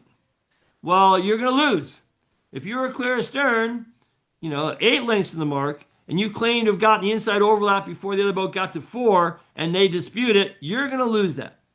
So the tactical tips from this are start talking about the overlap situation 6 to 8 lengths, 8 to 10 seconds before you get there. Hey, 113, you don't have an overlap. 1289, you've got an overlap. Start talking, 10 seconds before you get there. Start the talking then, which sets up the onus. You're establishing the relationship of the boats then. Number 2, rely on the last point of certainty.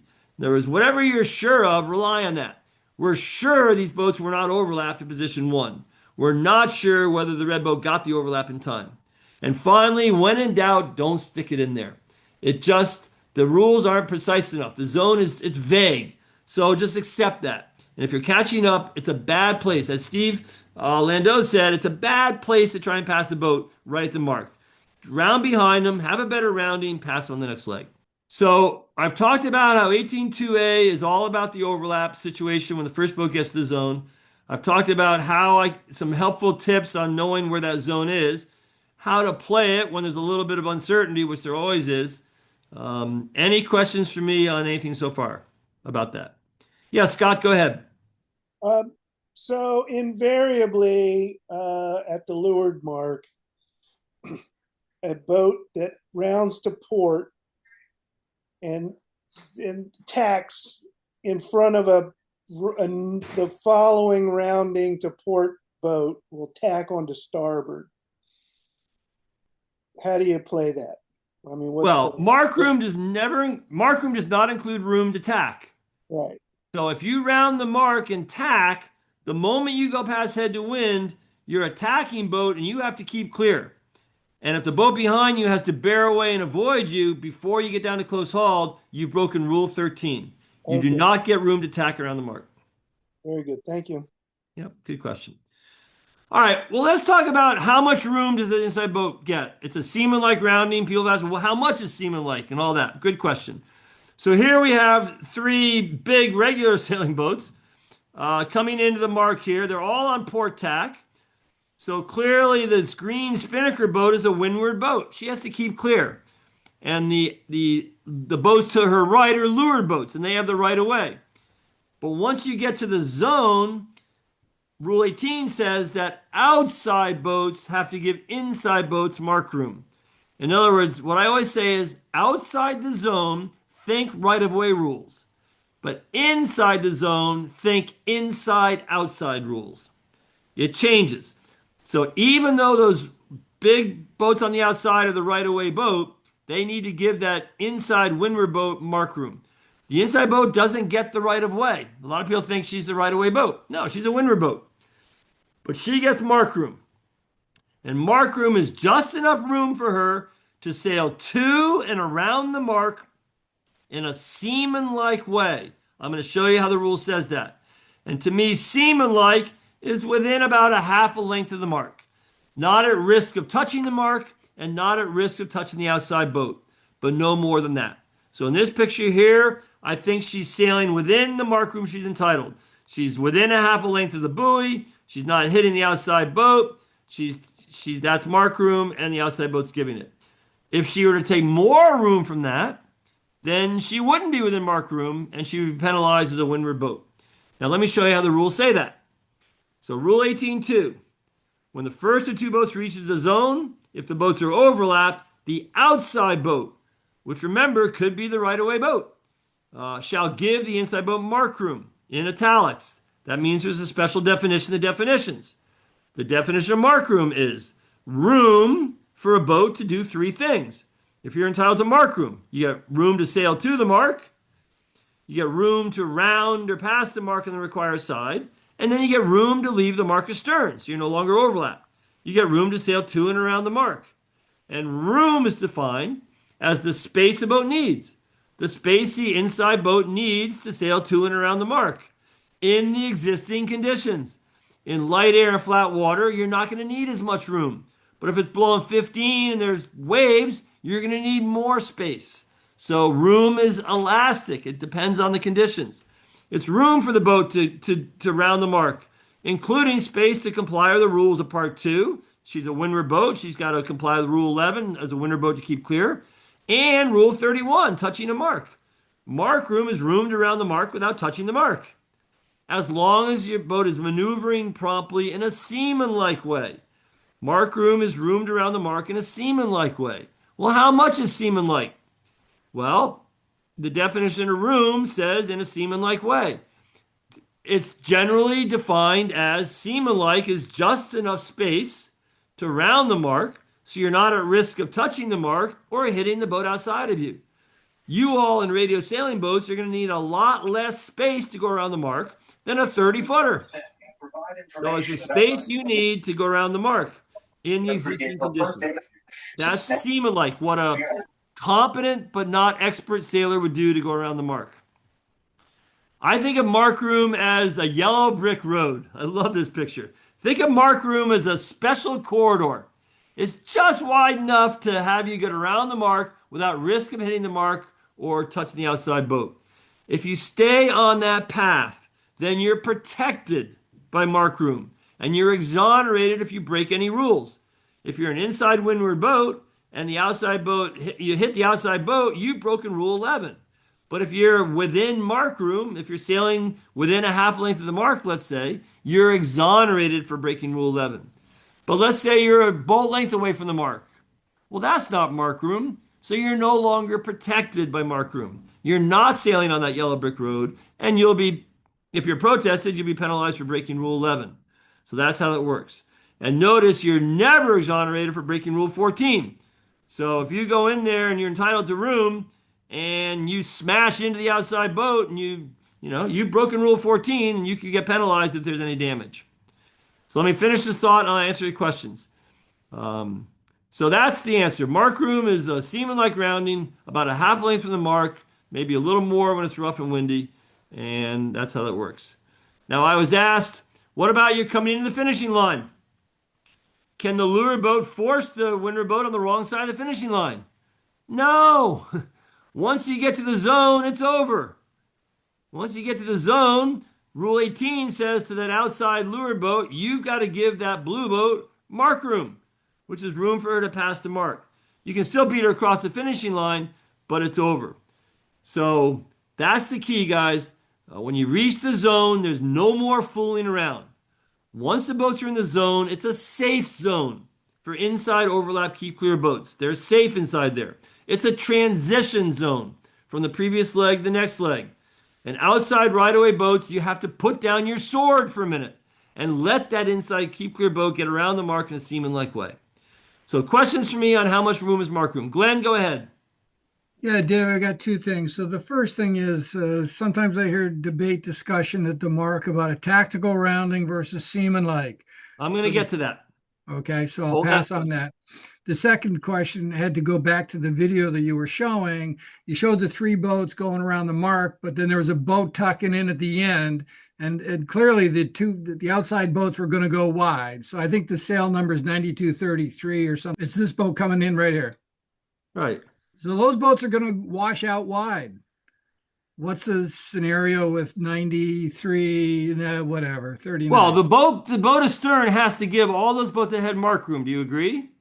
Yes, I mean, they wasn't overlapped at the zone, but now there's room left.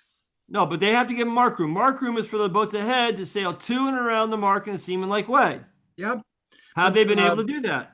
Those boats are going to wash out behind when they give the inside boat room. Right. If the boat astern goes in there and doesn't interfere with those other boats, doesn't change their rounding, then that boat astern's given them mark room, and they've taken advantage of room freely given. Okay. That's what I wanted to know. Thank you. Yeah, but they got to be careful. So let's go to the next piece here. First of all, I always say good fleets of boats, they come in like chopped meat and they go out like a string of sausage. So don't argue about how much room the inside boat's taking. Always follow the leader around behind the inside boat and right next to the mark. It's just bush league to even suggest the inside boat is taking too much room, because that means you're overlapped outside of them where you don't want to be. You want to have your bow free so you can round behind them. Now here's a common situation of the right-hand gate mark looking downwind. The blue boat's on port and the black boat's on starboard.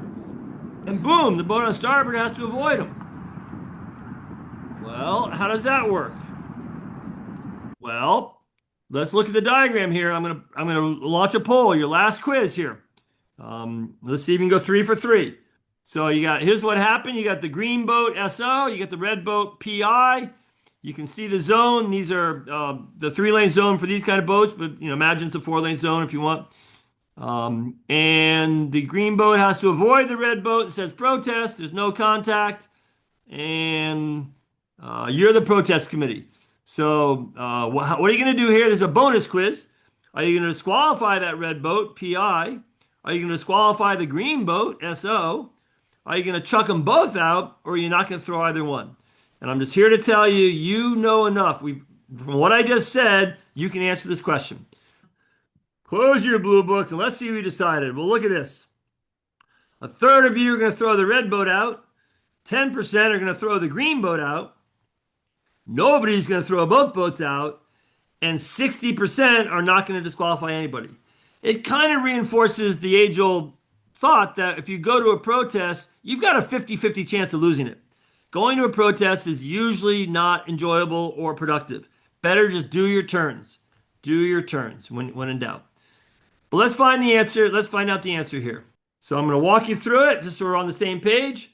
First of all, Rule 18.1 tells us when 18 applies. It applies between boats when they're required to leave the mark on the same side, and at least one of them is in the zone. Well, when did the first of the two boats get to the zone? At position 1, the green boat reached the zone. In this case, he was 3 lengths away, and model racing will be 4 lengths away. And that turned 18 on. And 18.2 says, hey, are the boats overlapped or not? What's the answer? Well, if you draw the line across the green boat's transom, and remember it goes on all the way up the race course, clearly the red boat is not behind that line. She's clearly across it. So these boats are overlapped. And 18.2A1 says if the boats are overlapped when the first boat gets there, the outside boat at that moment shall give the inside boat mark room. Well, who's the outside boat? The green boat is. Well, she's on starboard. Who cares? She's the outside boat, and she needs to give the red boat mark room. Well, how much room is mark room? It's room for the red boat to sail to the mark, then to round or pass it on the required side and leave it astern. Room is a seaman-like rounding. The port tack boat doesn't have the right of way, so she doesn't get to go as wide as she wants. She can only go, about a half a length of the mark. So if she comes in on port, her boom is clearly within half a length of the mark. When she jibes, she's about a half a length, and when she rounds it, she's about a half a length. In other words, she just jibes around the mark. The green boat gives her room to do that. She's required to. So the green boat's giving mark room. The red boat's breaking Rule 10. the starboard tacker have to avoid her, or Rule 11. But she's exonerated. She's on that yellow brick road. So she's exonerated. So the answer is neither boat is disqualified. Now, same at the finishing line. Outside the zone, it's port starboard. Inside the zone, it's inside outside. So here, this yellow starboard tack boat needs to give the blue boat room. Now, there are situations where the inside boat does have the right of way. Here's an example where they're coming in on the yellow and blue boats are on starboard, the red boat's on port. The yellow and blue boat need to jibe around the mark, but they're the right-of-way boat. So they don't need the protection of mark room. They're the right-of-way boat. 18.4 says that they need to sail no farther than their proper course. That's 18.4. So swing wide, cut close. Some people call it a tactical rounding. So if you're the right-of-way boat and on the inside, you get to sail a tactical rounding. You can go wide and tight. You got the right-of-way. You're a little cooler. I think a boat length and a half max, depending on the conditions. So if you're on the inside of the right-of-way, you do not need to sail just a seaman-like path. You can go wide and tight. And remember, 18.4 doesn't apply at a gate mark.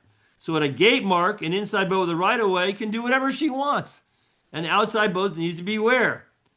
But if the outside boat jibes and goes the other mark, then who cares? She'll get mark room at that mark. So that's the difference between a seaman-like rounding and a tactical rounding. A boat without the right-of-way gets a seaman-like, just enough to get around it. An inside boat with the right-of-way gets to go as wide as she wants. Or in this case, if there's only a single lured mark, her proper course. So questions for that? Dick, go ahead. Just the other day, two boats coming down towards a gate, gonna round to port, and the A boat is ahead by a little bit, but the B boat is definitely going to be the inside boat. And the proper course after rounding the mark would be about a 135-degree turn. But the inside boat only turns about 90 degrees and sails off for 10 boat lengths before heading on upwind. At what point does the outside boat have luffing rights? In other words, when is that mark rounding over and it's about luffing rights? Yeah. So mark room is room to sail to the mark, round or past the mark on the required side, and leave it astern. Once the mark has been left astern, it's over. Mark room is over. Also, if the inside boat doesn't have the right of way, in your case, it sounds like she was a windward boat. If she's sailing more than like a half length from the mark, she's taking too much room. So she's not protected anyways. If she's not heading up to close hauled, she's not protected by mark room and she's breaking rule 11. But let's say, Dick, she's making a normal rounding and you're the lured boat. You can't luff her until she can respond to your luff without hitting the mark. So generally, let her leave it astern. Let her pass the mark and then luff her head to wind. Great, thank you. All right. Well, listen, we're at the end. So other questions for me? We'll go wheels down in a couple minutes, but this has been great. We're at the lured mark. Any other questions? Or John, has there been anything in the chat which has been a recurring question? Yeah, I jotted down three questions that you might want to just quickly revisit. One was discussion about proper course and Rule 17 and before the start. Yeah, I think the relationship was what is proper course and then how does it apply before the start? That was kind of a related question. Okay, let's check that one. If a boat comes to leeward of another boat from clear astern within 2 lengths, that's Rule 17. And it says the leeward boat cannot sail above her proper course. Let's say it happens with 30 seconds to go. In the definition of proper course, it says a boat has no proper course before the starting signal. So before the starting signal, you can't break Rule 17 because you don't have a proper course. So if you come in from astern, you can go up to head to wind as long as you give the winter boat room to keep clear. But at the starting signal, you got to sail your proper course, which means bear away and go. Well, here's a news flash. You probably bore away 5 seconds before then. So that's the answer. Okay, John, what's the next one? Okay, the can you explain what a third-party protest is? Somebody was saying, I saw an incident. Can I protest it? I wasn't involved in it, but I saw it. Yeah. So setting aside the fact there's a little problem with the current rule, which a case is going to fix, any boat can protest another boat for breaking a rule. It doesn't have to be the boat that was fouled, but you got to tell them you're protesting them. You got to tell the race committee after the finish, and you got to tell them, put it in within 10 minutes. So a third party would be, I think I saw you and another boat foul. I'm going to protest both of you. But you have to say protest and protest them. All right, what's the other one, John? Well, I'm going to qualify it. In radio sailing, in order to do that, you have to have been scheduled to be sailing in that heat. Fair enough. Okay. Right. The last one was, can I use like a 1.5 power binocular to help my vision as a vision aid while you're driving a car? While you're sailing, while you're John, racing? What's the answer to that? The answer is yes, you may. The question is you're not really receiving outside assistance, but there is a specific rule that forbids umpires and observers from using binoculars to get a better view than the sailors have from the control area. All right. So, yeah, you could use one of those. The problem is they limit your depth of field, and also they have a foreshortening effect. So, may cause more problems than it's worth. And that's it. Hey, just a quick question. In big boat racing, we're racing at the preparatory signal. With the 2-minute sequence in radio sailing, when are we officially racing? I don't think I've ever really seen that from the defined. 1 minute signal. From the 1 minute signal. Yeah, because that is our prep, and it says the 2 minutes is our warning, and the 1 minute is our prep, and you're racing from the prep. Okay. Awesome. Thank you. Good information. This has been wonderful. If during the talk you realize, wow, I really do need to up my rules game, it would really help me tactically and do better. Remember, my books are there to help you. Understand the racing rules of sailing, explain the rules. 100 best quizzes. Every page is a situation. That's a good way. And then winning one designs is all about racing. So again, Len Bose, I'm so glad you contacted me. It was about a week ago or so we did this. I'm so glad it worked out. John Ball, I can't thank you enough. What a great addition you've been. If you guys enjoyed this, let Len know. Maybe we can do this in another 6 months or so. In the meantime, great luck in your racing. I'm going to close the show down, and then I'll come back in for more questions. But right now, we're done, and good luck in your racing. Thank you, Dave. Thank you, Dave. Thanks, Dave. That was great. Thank you. Thanks, Dave.